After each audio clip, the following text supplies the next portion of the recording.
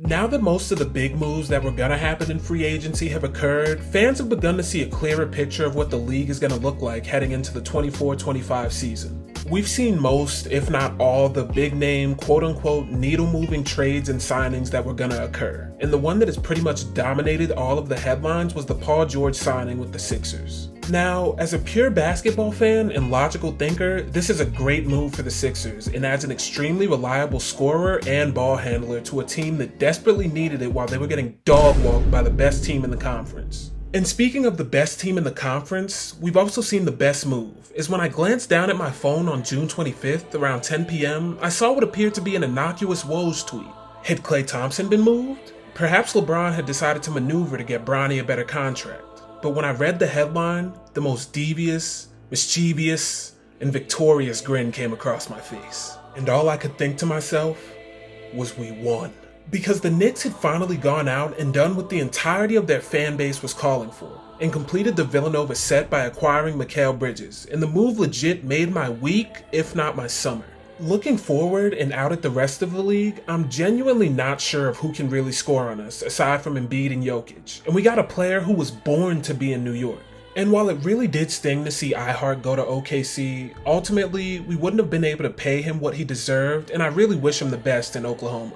But regardless of his departure, we had still won, securing our holy grail of free agency, and yet, when looking at this move and the remaining pieces that were still out there, I wanted more. Free agency has been weird, because even if they did secure contracts at some point between the time of this video's recording and posting, there were a couple of guys who hung around unsigned for a really long time. With all of that being said, here are 3 of the most underrated free agents and where I think their ideal fit would be in the league.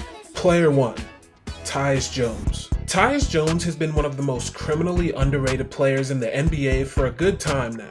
And when I say he's underrated, I don't mean in the traditional sense when you look at a guy like Trae Young or Domantas Sabonis and you're confused and upset as to why he isn't getting more coverage and praise for being an all-star.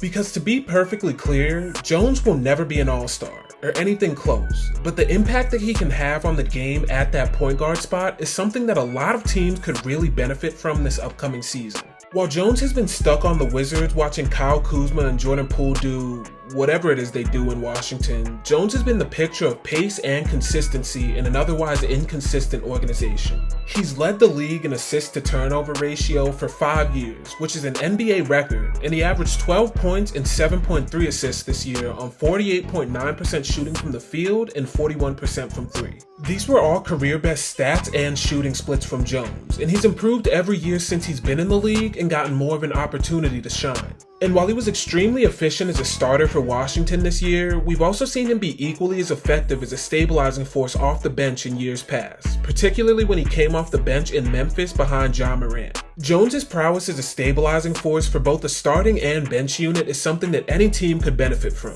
especially if you put a solid group of lengthy defenders around him to help make up for his smaller stature, similar to Mike Conley in Minnesota. With this in mind, there are a bunch of teams that could still use him, and while my first thoughts were Orlando or potentially even Phoenix, who is still without a PG, my idea is the Golden State Warriors.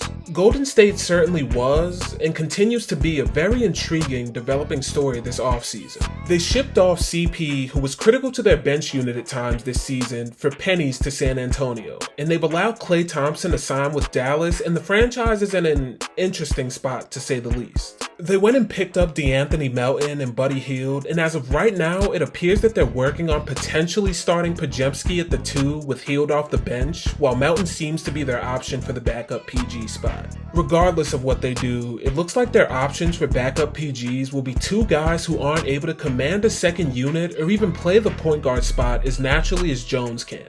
Looking back at this season, while the Warriors weren't great, Paul helped address what has consistently been the Warriors' biggest issue for a while, which is their turnovers. CP helped bring down the turnover rate from 16.3 to 14.3 this year, which was good for 3rd best in the league, and had the pieces surrounding Curry and Paul shot a little more effectively, they may have had a chance to make the playoffs. So by adding the guy who has statistically been the best in the league at taking care of the ball and creating for his teammates, it's a no-brainer that the Warriors would benefit immensely from this addition. And while it's highly unlikely, especially since they've picked up Melton and Hield, teams like New York, Phoenix, and Orlando should at least give Jones some consideration. For our second player, we have Lonnie Walker IV. Lonnie Walker has been an interesting case throughout his time in the league, and he's one of many free agents suffering from a nasty disease that I plan on discussing at some point in the near future: post-Lakers syndrome. Now, post-Lakers syndrome, which can also be referred to as post-LeBron syndrome, is when a promising player or talent finds their way to LA and their production and output suddenly plummets. This is due to a combination of factors, which include the increased pressure of playing with LeBron and the pressure associated with playing in the massive market of LA, as well as both front office and coaching incompetence. So while we are one season removed from Walker's tenure with the Lakers, we're seeing some residual effects of his time there in his most recent season with Brooklyn. He saw both his production and efficiency drop this season, and this is largely a result of him being out with various hamstring and knee injuries, as well as the unfocused and blurred vision of the Nets organization and head coach Jacques Vaughn on what he wanted this team to look like. Walker's averages of 9.7 points on 42% from the field and 38% from three don't tell the whole story, and he averaged both his lowest minutes and shot attempts since his second season in the league with San Antonio. All of that being said, Lonnie Walker is an absolute killer, and the fact that he's still on the market at the time of this video's recording is insane.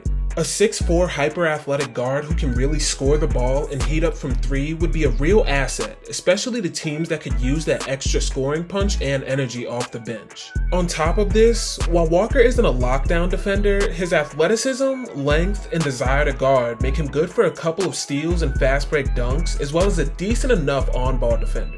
Walker's prowess would be extremely valuable to contending teams looking for that extra spark, and to me, I believe Lonnie would do wonders on a team like the Denver Nuggets. On the Nuggets end, they were absolutely exposed this past postseason by the Minnesota Timberwolves, and their lack of creation and depth outside of their starting five was a glaring issue for them in their second round series.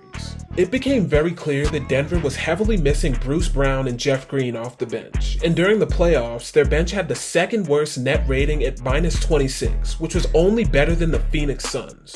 So when you take the weak bench production, along with the recent departure of KCP from the team, it becomes clear that Walker would be a huge asset and help to fill both the scoring and defensive void left by these moves. Furthermore, Walker's ability to play off of Jokic and Murray as a catch-and-shoot guy would do wonders for his scoring. He shot 39% on catch-and-shoot three-pointers over the past 2 seasons, and he'd really benefit from having that extra space to score and cut, especially with all the defensive attention being put towards Jokic and Murray.